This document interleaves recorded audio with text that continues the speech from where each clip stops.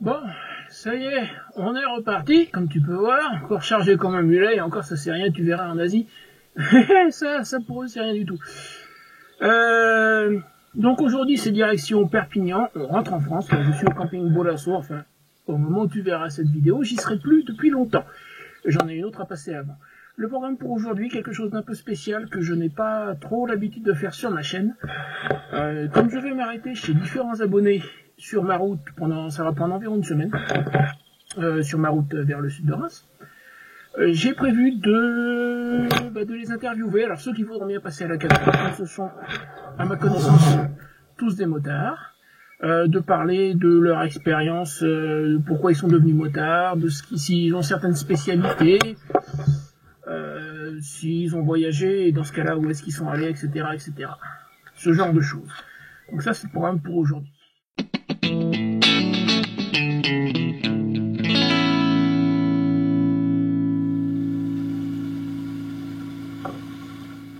¿Puedes abrir? Gracias. Bueno, aquí está. Hasta luego. Buen viaje. Gracias. Próximo año por aquí o en verano. Tal vez. ¿En verano? No lo sé. No, en verano estaré por el norte de Francia. Pues, el norte, arriba de Francia. Muy bien. Te vas grabando y todo. Hasta luego. Vale, te abro ya. Gracias por todo.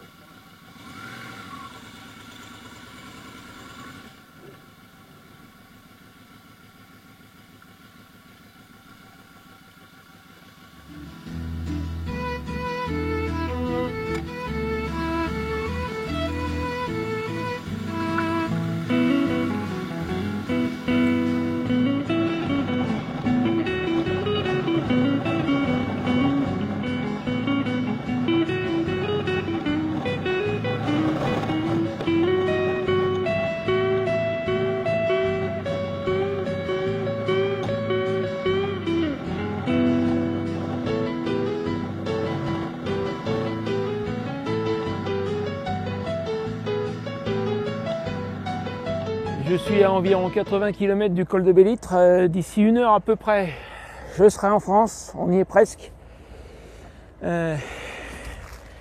Dernier petit sandwich chaud à l'espagnol. Il doit être à peu près 17 h je crois, au moment où je tourne. J'ai rien avalé depuis 6 h du matin. Je me suis levé à 5 h 30. Ouais, donc le temps d'émerger un peu, de faire le café. J'ai pris mon petit déjeuner aux alentours de 6 h et depuis j'avais rien avalé. Elles sont très bien, j'ai fait beaucoup de voies rapides. Elles sont très propres leurs voies rapides, c'est un vrai billard. Par contre, les aires de repos, ils connaissent pas. De temps en temps, il y a une station-service, mais les stations-service pour trouver quelque chose à manger, c'est pas terrible. Là, sur le chemin du col, je suis tombé sur un truc d'un peu plus évolué. Ils m'ont fait un vrai sandwich. Là, il fallait que je m'arrête pour avaler quelque chose. Bon, dans 1 heure à peu près, le col. Puis encore une petite heure de plus et je serai chez Michel. Voilà, on y est presque. Tu te souviens quand j'ai dit qu'il ne me restait plus qu'1 heure jusqu'au col de Bellitre et donc la frontière? C'est cela, oui. D'abord, j'ai essuyé un gros grain. Bon, jusque-là, tu me diras, tout est normal.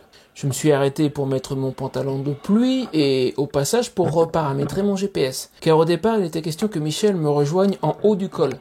Mais peu de temps avant, il m'a fait savoir qu'il ne viendrait pas. Alors moi, à la base, j'avais dit à mon GPS de m'emmener au col spécifiquement. Pas de l'autre côté, mais juste en haut du col de Bellitre. Alors là, quitte à m'arrêter, j'ai décidé de le régler sur l'adresse de Michel. Comme j'étais déjà engagé vers le col, ça devait en toute logique me faire passer par là.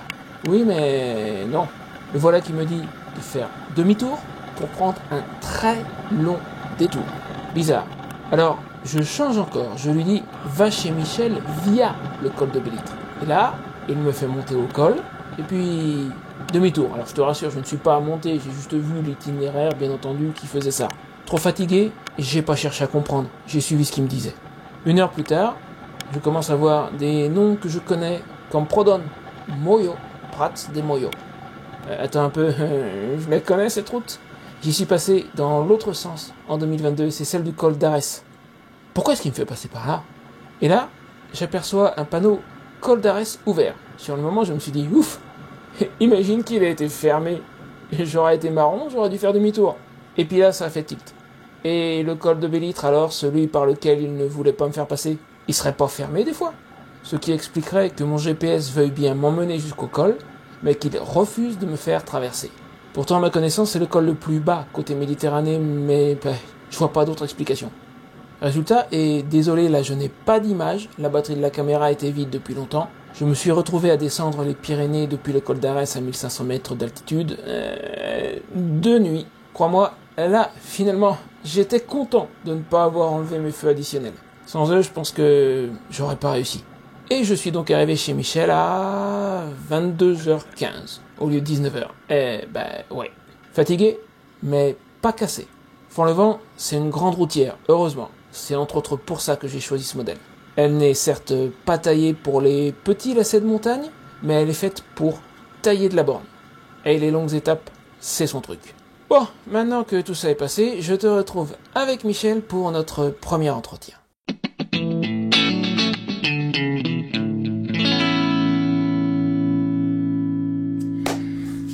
Bon, ça y est, me voilà enfin arrivé à Perpignan chez Michel, alors que du coup je connaissais déjà puisque je suis passé chez lui à l'automne. Tout à fait. On s'était bien marré et ça change pas. Oui. Mais je commence à connaître l'animal. Voilà. Comme j'ai dit dans l'introduction de la vidéo, je vais faire un ensemble de petites interviews pour discuter avec mes hôtes, comme ce sont tous à ma connaissance des motards.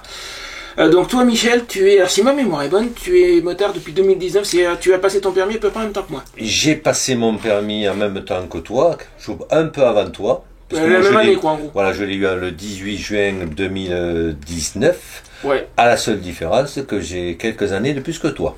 En gros, une vingtaine à la louche. Tout petit peu. Voilà. Tout petit peu. Qu'est-ce qui t'a poussé déjà à passer ton permis? Alors, ce qui m'a poussé à passer le permis, il faut remonter un peu plus en avant. Vas-y, remonte. Pas bien loin. En 2016, j'ai divorcé. Comme bien souvent, divorce un peu difficile. Et quelques mois après le divorce, je me suis acheté un maxi scooter à 3 roues, dont le MP3 500. D'accord. Puisque je pouvais le conduire avec mon permis B, ouais, et en faisant la fameuse formation de 7 heures. D'accord. Voilà. Et donc, à partir de ce moment-là, moi, le 2 roues ou le 3 roues, c'est un peu l'aventure. Donc, je me suis comporté avec ce MP3 un peu comme un motard, c'est-à-dire, je partais en vacances avec, en camping. Voilà, mais pour des vacances, des périodes courtes, pas comme toi, une vie à l'année, voilà. Et mais je faisais partie aussi d'un club moto, voilà, et je faisais des 500-600 km avec mon MP3, voilà. Et en 2018, j'ai eu quelques petits problèmes de santé, j'ai eu 2 opérations en 6 mois, en 5 mois même, voilà. Et à la suite de la convalescence de la seconde opération, il y avait cette idée de faire mieux que le maxi scooter, voilà. Et mieux que le maxi scooter, c'est la moto. Et en fait, j'ai passé une nuit à l'hôpital et j'étais à côté, on était 2 dans la chambre et on s'est très bien entendu. Et lui, c'était un motard et on a passé la nuit à discuter. Avec toi, ça me paraît assez logique. Voilà, ouais. Je commence à te connaître. Et au terme de cette nuit, je lui ai dit, écoute, je fais ma convalescence. Donc c'était au mois de décembre, fin de novembre, donc il m'a fallu un mois pour être de nouveau en état de faire ce que je devais faire. Et je lui ai dit, écoute, début janvier, je m'inscris au permis moto. Voilà. Donc du coup, c'est cette conversation avec lui qui a fait le truc. Voilà, en fait, le fait que j'avais goûté un peu l'aventure avec un MP3, mais quelque part, on ne peut pas faire ce qu'on peut faire avec une moto. Puis aussi le fait que je suivais depuis pas mal d'années certains créateurs de contenu sur YouTube, comme Matt Adventure, parce que moi j'ai été attiré par la moto, mais côté plutôt trail. Voilà. Et donc, on montrera tout à l'heure ce qu'il a. Voilà. Donc j'étais attiré par l'univers du trail, avec la liberté que ça pouvait offrir. On peut faire de la route, on peut faire du chemin, voilà. Ce côté un peu aventure. Mon cheminement en me disant au bout de quelques années, j'ai un MP3, mais je suis un peu limité par rapport à ce que je désirerais faire. Cette prise de conscience que la santé ne tient pas à grand chose. En fait, on m'a opéré d'une hernie, d'une tumeur. Quand même. Ici, qui s'est avéré bénigne. Mais j'ai pris conscience que finalement ça tenait pas à grand chose et que peut-être il fallait faire les choses quand on en avait la capacité. Ça fait partie, c'est une partie de ma réflexion. C'est de me dire ce que je fais aujourd'hui. Pour le moment, j'ai la force physique de le faire. Voilà. Dans 20 ans, est-ce que je l'aurai encore? Je sais pas. Tout à fait. Peut-être, peut-être pas. Voilà. Donc, l'intérêt pour l'univers de la moto, particulièrement du trail, une prise de conscience que la santé, c'est quelque chose de très fugitif, quelque part, que ça peut tourner très vite. Et je me suis dit, c'est le moment ou jamais. Cette conversation avec ce motard-là, je me suis dit, donc le 3 janvier 2019, je me suis inscrit à la moto-école. Voilà. Et il y avait un blocage. En fait, il y avait longtemps que j'avais envie de faire ça. Mais ce qui me bloquait un peu, c'était le code. Je me disais, le code, c'est quelque chose qui va être très difficile. J'avais ça ancré dans ma tête. Et puis, je me suis inscrit. Et au bout de 3-4 leçons, mais j'étais dans les clous. Et là, j'ai pris conscience que j'étais complètement dans un mauvais chemin, parce que ça faisait plus de 40 ans que je conduisais, donc je pratiquais le code de la route. Alors bien sûr, il y a certaines choses qui ont changé, mais enfin, le socle, il est toujours le même.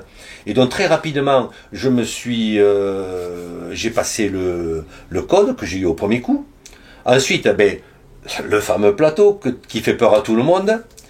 Et bon, j'ai beaucoup travaillé, mais je l'ai eu au premier coup.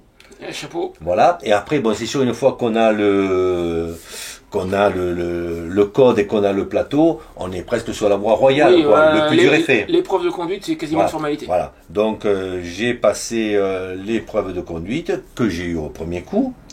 Et j'avais réservé ma moto au mois de mars.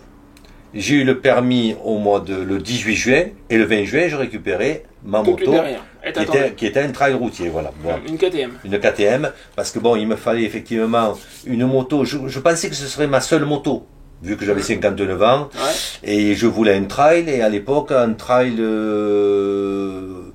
bridable, il n'y avait à cette époque que la KTM 1050 Adventure, que j'ai acheté, que j'ai trouvé, d'occasion bien sûr, ou un Tiger 800. Bon, c'est la KTM que j'ai trouvé en premier, voilà. Et donc là, j'ai commencé effectivement à rouler un peu plus. Je me suis équipé au niveau camping d'une moto-tente de Lone Rider. Voilà. Il n'y a pas mieux. Lien dans la description pour ceux qui en veulent une. Voilà, mais toujours en vacances, en mode vacances. C'est-à-dire je partais entre 4 et 6 semaines par an, voilà. Voilà, en fait, ce qui m'a conduit à passer le permis moto. Et quand je l'ai eu, je me suis dit, mais tu es bien bête de ne pas l'avoir fait avant. Mais les circonstances de vie font que il ne faut pas regretter ce qui n'a pas été, il faut profiter de ce qui est. Voilà. Et je pense que tu ne dois pas être le seul à avoir ce sentiment. Oui. Moi je me dis, même pas que le permis, ce que je fais aujourd'hui, je me dis j'aurais dû le faire il y a 15 ans. Mais bon, voilà. C'est comme ça. Voilà.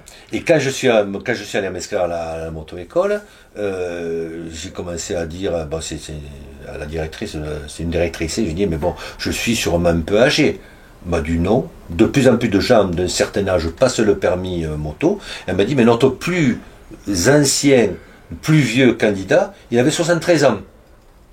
J'avais 58 ans à l'époque, je me suis dit, je suis un jeune homme. J'étais un jeune homme. Mais voilà, donc, et c'est vrai que maintenant on s'en aperçoit, sur les réseaux sociaux, de plus en plus de gens, mais arrivé à un certain âge, il n'y a plus les enfants, ou alors ils se retrouvent seuls, parce qu'il y a de plus en plus de femmes qui passent le permis moto, de plus en plus de gens qui, à un certain âge ou un âge certain, décident de passer le permis moto. Et dans le groupe moto dont je faisais partie dans le temps, il y avait 42% de femmes. Presque égalité, voilà. Donc la moto vient de ce cheminement, de cette triple réflexion, et finalement, le 18 juin, je me suis dit, si j'ai le résultat le 20 juin, parce qu'il y a 2 jours, entre le moment où on passe l'épreuve, on sait à peu près comment ça se passe, mais le résultat officiel, le 20 juin, je me suis dit, j'aurais dû le faire avant, mais bon. Les circonstances de la vie ont fait que je l'ai passé à 59 ans et 11 jours. Et 11 jours, il est passé. Voilà. Et depuis, ce n'est que du bonheur. Oui, pour revenir sur ce que tu disais, moi, tu m'y as fait penser à l'instant, un truc que j'ai constaté parmi tous les abonnés que j'ai rencontrés, parce que ça commence à se multiplier un petit peu. Mais en fait, niveau âge, il y a un peu de tout. Il y a des gens de 30-40 ans, puis il y a des retraités. Voilà, ouais. C'est très varié. C'est très très varié. Et en fait, tout est dans la tête. Tant que physiquement on peut. Physiquement, tu peux. Voilà, c'est ce Tant que que physiquement on n'a pas un empêchement majeur. Mais l'empêchement majeur, moi je pense pendant très longtemps, c'était le code. Je m'étais fait une montagne de ce code. Et c'était purement psychologique du coup. Ben oui, finalement oui, voilà. Et maintenant, chaque fois que je rencontre quelqu'un qui me dit ah mais moi j'aimerais bien passer le permis moto, ah mais le code, oh là là, je dis oui, effectivement. Mais je fais part de mon expérience et je démystifie cette difficulté du code. Quand on a conduit depuis 20, 30, 40 ou 50 ans, on n'est pas comme le jeune permis qui ne connaît rien, le jeune candidat au permis qui n'y connaît rien. Il y a quelque chose déjà, et de très important. Oui, effectivement, tu as de la pratique. Voilà. Écoute, une dernière question, et je vais poser la même à tout le monde en fin de segment. Je sais pas, est-ce que tu as une voiture aussi? J'ai également une voiture. Alors, supposition. Demain, pour raison X ou Y, probablement financière, on va dire, tu es obligé de vendre soit la voiture, soit la moto. Tu vends quoi? Alors, la réponse, elle est très simple. Bon, là, j'ai une voiture, puisque grâce à la moto, j'ai retrouvé une nouvelle compagne. Ouais. Depuis 3 ans et demi. Mais avant que je la connaisse, j'avais gardé que la moto. D'accord, j'avais vendu la voiture. Tu l'as déjà fait, d'accord. J'avais vendu la voiture. Alors c'est vrai que j'ai un trail avec des valises, donc pour les commissions, tu peux faire. C'était quand même assez pratique. Moi, aussi. Voilà, c'est assez pratique. Donc effectivement, j'avais fait le choix. Parce que finalement, je m'étais aperçu très rapidement, mais même avec la MP3, je n'utilisais que la MP3. Ouais, tu ne te servais plus de la voiture. Voilà, la voiture, je m'en servais pas. Alors, elle était sur un parking en train de pourrir, voilà. Quand j'ai acheté le trail, je me suis dit, à un moment, il faut faire quelque chose. Parce que j'allais au boulot avec la moto. Avec la moto. Mais les balades moto, tout ce que je fais, c'était en moto.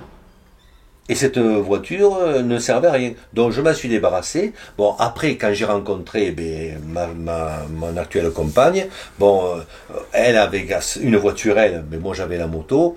Et donc on est resté sur ce combo, une moto et une voiture. Mais on fait plus de kilomètres à l'année en moto qu'en voiture. Oui, d'accord. Voilà. Mais seul, ben, j'avais déjà fait ce choix. Tu l'as déjà fait. Donc de ne conserver que la moto. Parce que j'ai une moto, bon, on peut mettre des courses, on peut charger. Bon, bah voilà, oui, voilà. Je connais, c'est le même principe pour moi. Voilà, c'est une moto qui est adaptée à ça. Voilà, si c'était un roster sans rien, sans capacité de chargement, évidemment. Là il aurait fallu garder. Mais garder une voiture pour faire que les courses, c'est pas la peine. En plus, bon, j'habite dans le sud, donc au niveau climat, ça va. Ça va, on roule tout le temps. C'est pas comme dans certaines régions. Bon, il peut pleuvoir pas mal. Bon, là, il faut pour faire les courses, il faut faire certaines choses. Voilà. Je suis désolé, la majorité de l'année pour toi, il fait froid. Tu m'as dit une bonne température, c'est 40 degrés. L'été. Quand il fait 25, il fait froid.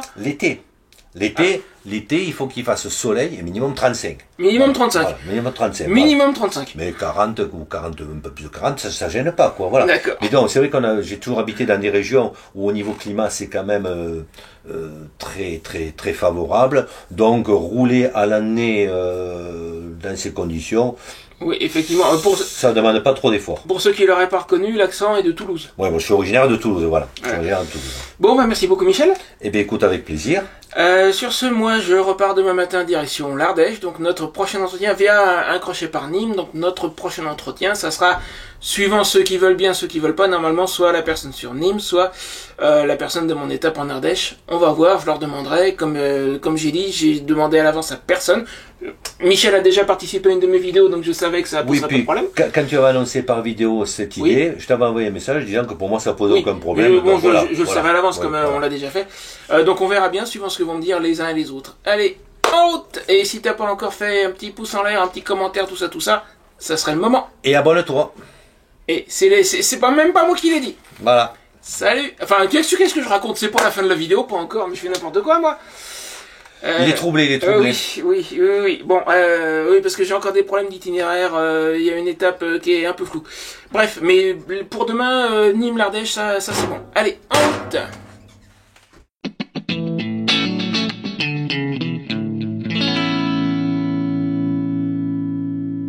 Alors nous voilà à Bouillargues, à côté de Nîmes. Je suis en route en fait pour l'Ardèche. Je me suis arrêté chez Christophe. Qui m'a en fait à la base il m'avait proposé un tarp pour remplacer mon vieux, et ça fait 2 heures qu'on est en train de discuter en fait. Je suis tombé chez un passionné, un vrai. Alors peut-être que plus tard tu pourras m'envoyer 2-3 photos. Il a un paquet de belles machines, il n'y a pas de doute. Je suis tombé chez un motard, je crois. Alors dis-moi, je vais te poser à peu près les mêmes questions, c'est très simple, hein, tu verras que je pose aux autres.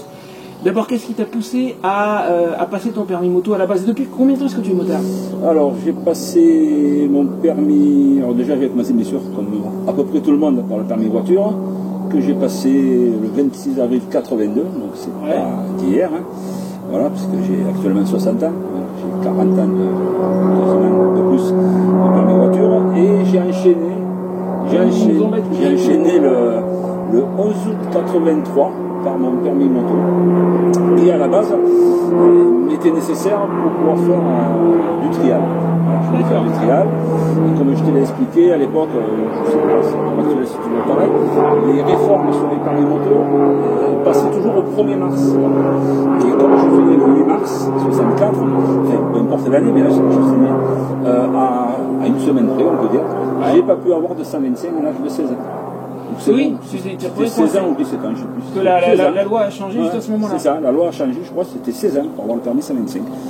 Du coup, je ne pouvais même pas me contenter d'un 125 pour faire du trial. Et ben, du coup, ça m'a forcé à passer. Et j'ai commencé. Mon permis m'a servi avant tout au départ à faire du trial, à faire des compétitions. Il me fallait le permis, forcément, pour tout ça. Et c'est ensuite, après en essayant des motos, de copains, tout ça, ça m'a donné envie d'avoir aussi une moto de route. Alors au début, j'étais prêt. Je n'avais pas les mêmes moyens financiers qu'à l'époque, enfin, qu'à l'heure actuelle.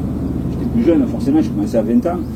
À 20 ans, il faut faire un choix, où c'est le trial, où c'est la route. Par la suite, j'ai fait les deux. Et donc voilà, ça m'a amené à passer mon permis, le gros cube, comme on dit. D'accord. Et donc du coup, tu fais toujours du trial, ça n'a pas changé, toujours du trial, ça restera une passion. Et ah bah quand on est passionné... J'ai des copains qui ont 78 ans, qui roulent encore très bien. C'est la preuve qu'on peut, on peut suivre sa passion pendant pas longtemps. Vieux, mais jeune parmi le groupe.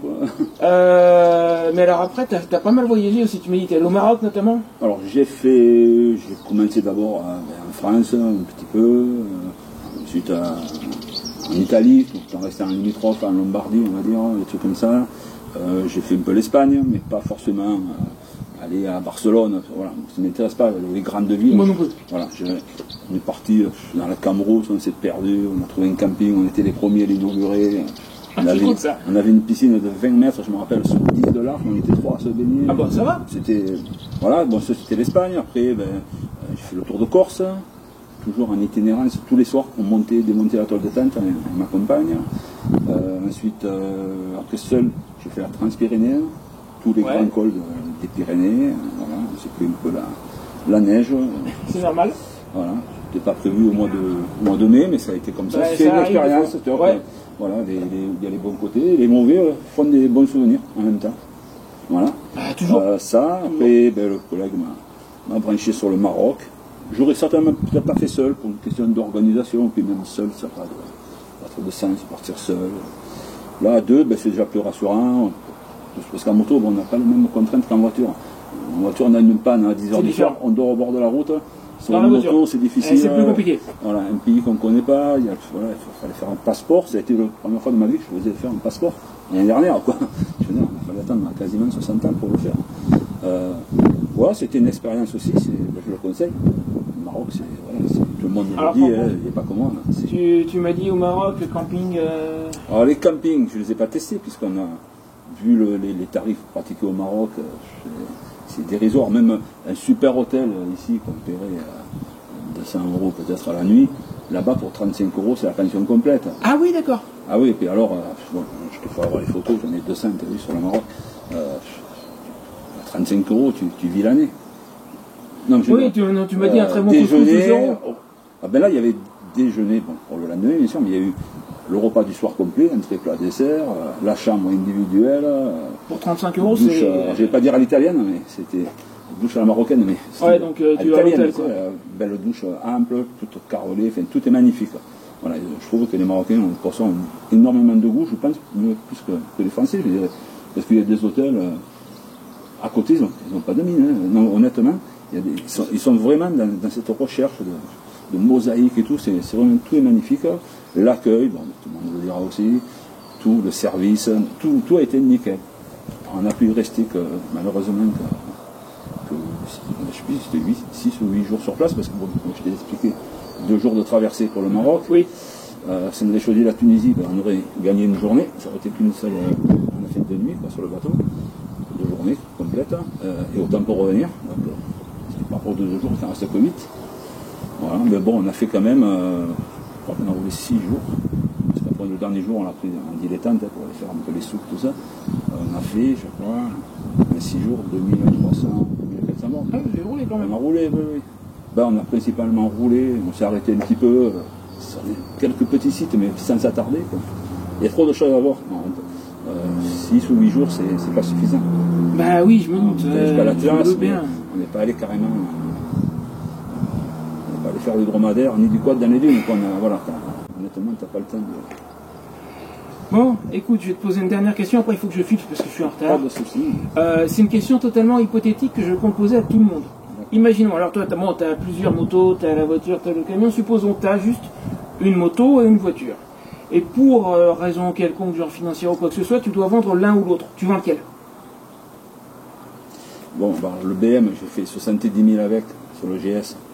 Je pense l'avoir utilisé, la connaître, je la connais par cœur, parce que j'ai toujours fait l'entretien depuis son achat jusqu'à maintenant. Je pense avoir suffisamment roulé, enfin, pas suffisamment, c'est toujours un plaisir, elle est équipée de suspension Touratec, elle a tous les équipements, elle est over équipée.